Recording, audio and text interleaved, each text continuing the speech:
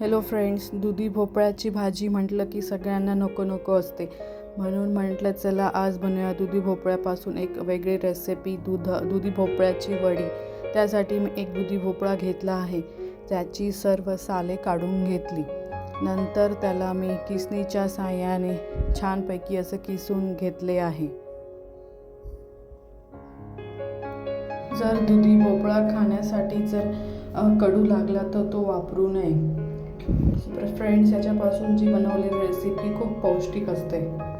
किसलेल्या भोपळ्यामध्ये लसूण, जिरे, मिरचीची ठेचा, लाल तिखट, हळद, मीठ, धना पावडर, जिरा पावडर, 1 वाटी बेसन पीठ, अर्धा वाटी तांदळाचं पीठ, कोथिंबीर, मीठ टाकून एकजीव करून घेतले आहे. छानपैकी एकजीव करून घ्या.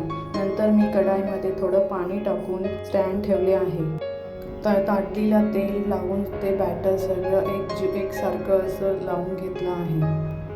नंतर ते मी कढाईमध्ये वाफळण्यासाठी ठेवून दिले आहे आणि छानपैकी वाफ काढून घ्यायची 10 ते 15 मिनटं. त्यावर मी थोडे तीळ टाकले आहे. नंतर ते गार झाल्यावर छानपैकी त्याच्या वड्या पाडून घेतल्या आहे. इथे मी ते शालो फ्राय करत आहे. तुम्हाला वाटलं तर तुम्ही डीप फ्राय पण करू शकतात. शालो फ्राय करून घेतले आहे छानपैकी. कोथिंबीर टाकून वडी रेडी आहे.